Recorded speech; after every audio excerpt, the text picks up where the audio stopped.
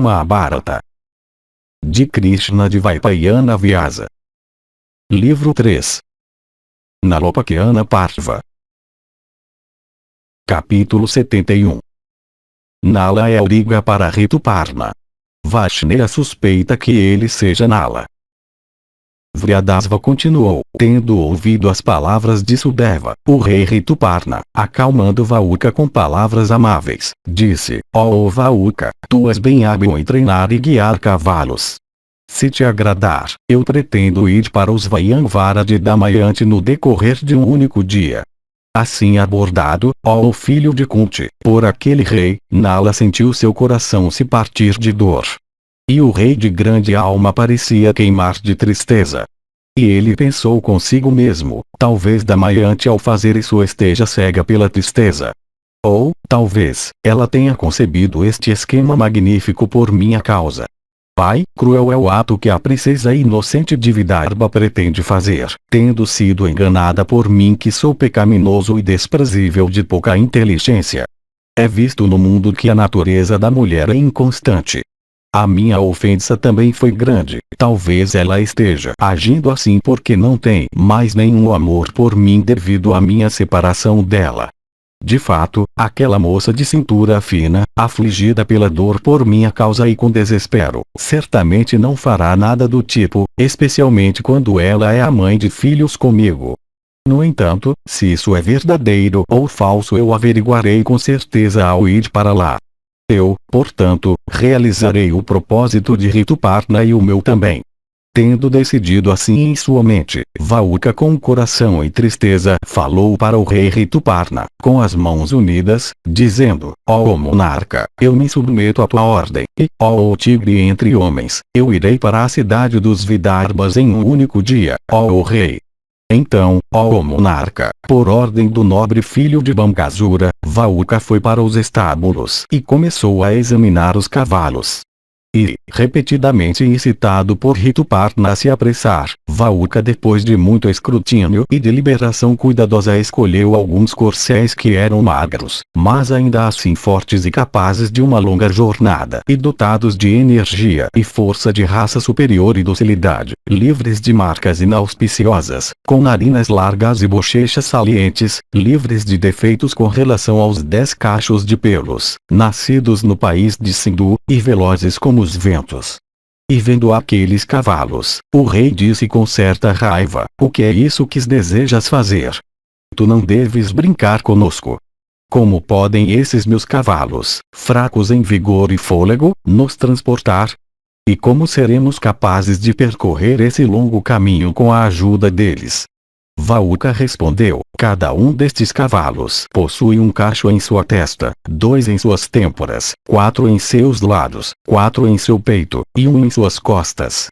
Sem dúvida, estes corcéis serão capazes de ir ao país dos Vidarbhas. Se, ó rei, tu pensas em escolher outros, indica-os e eu os emparelharei para ti. Rituparna replicou: ó Vahuka, tu és versado no conhecimento de cavalos e és também habilidoso em guiá-los. Emparelha rapidamente aqueles que tu achas capazes. Então o habilidoso Nala uniu ao carro 4 corcéis excelentes de boa raça que eram, além disso, dóceis e velozes.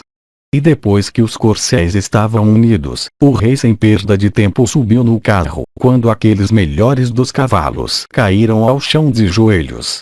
Então, ó rei, aquele principal dos homens, o abençoado rei Nala, começou a acalmar os cavalos dotados de energia e força.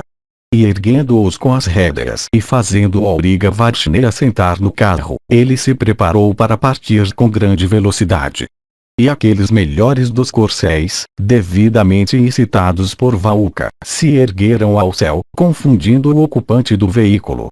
E vendo aqueles corcéis dotados da velocidade do vento puxando o carro daquela maneira, o rei abençoado de Ayodhya ficou muito surpreso.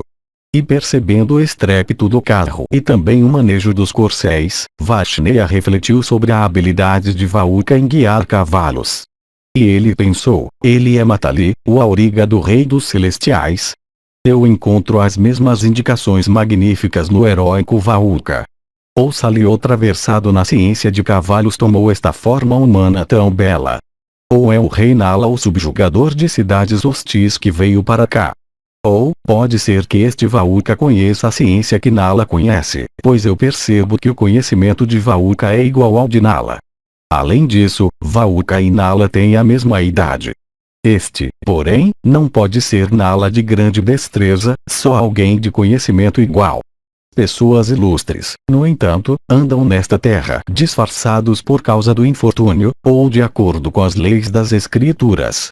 O fato de ele ter aparência feia não precisa mudar minha opinião, pois Nala, eu penso, pode ser até despojado de seus traços pessoais.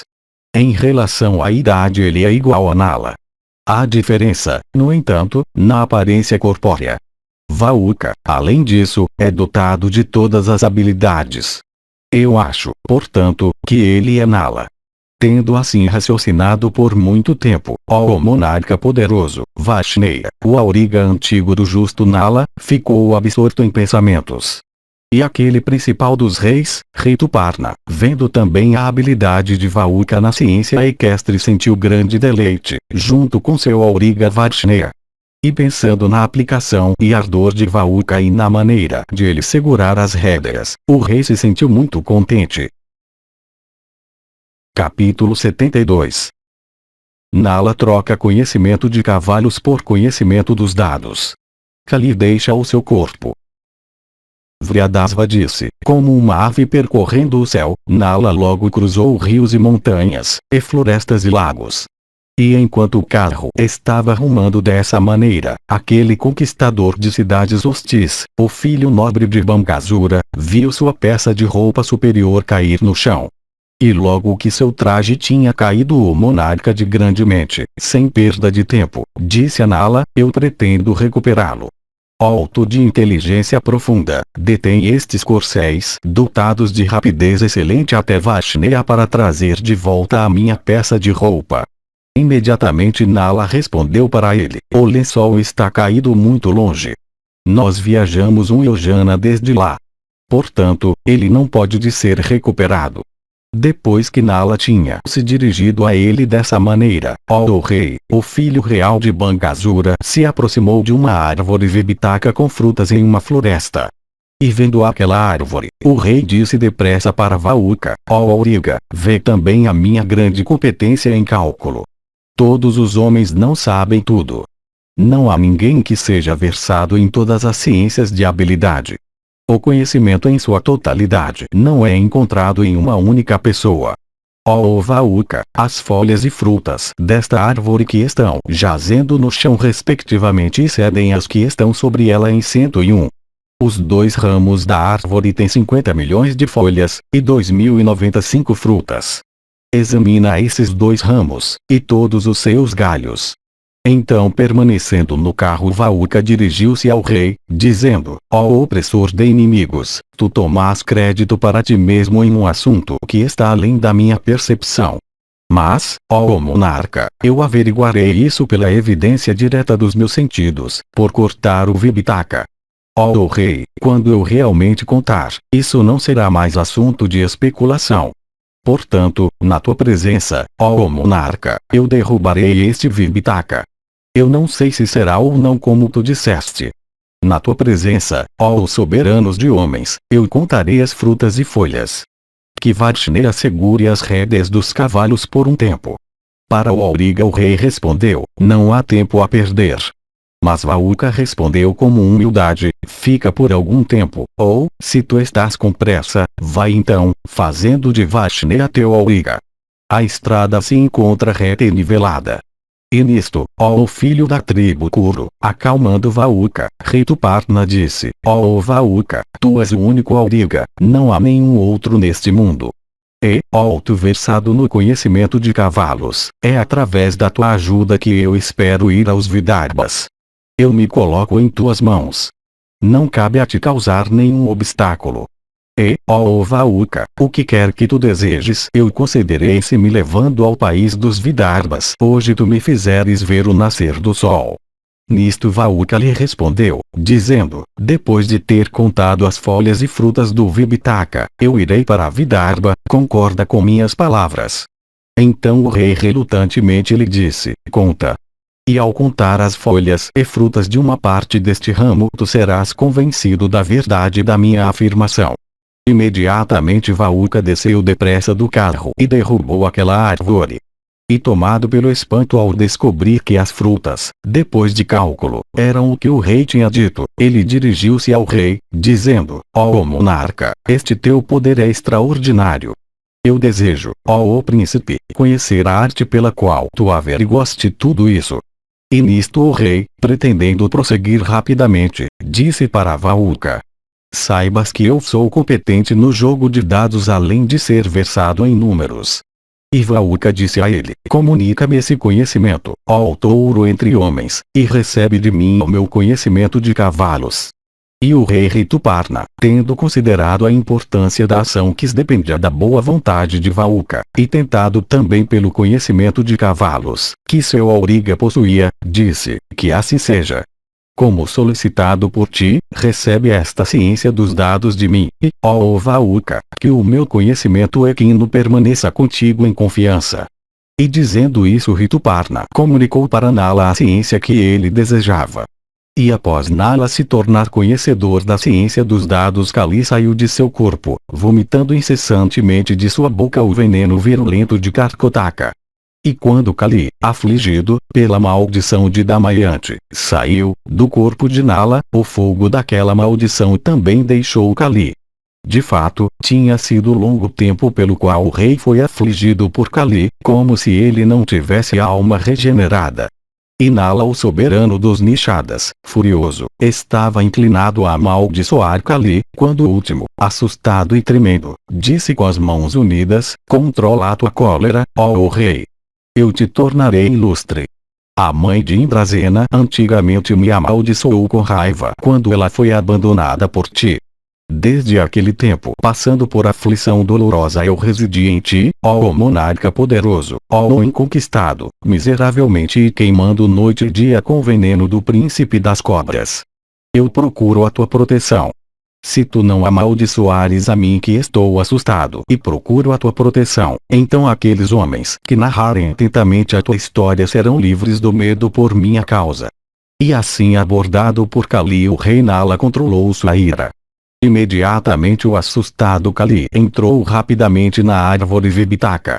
E enquanto Kali estava conversando com Naishada, ele era invisível para outros.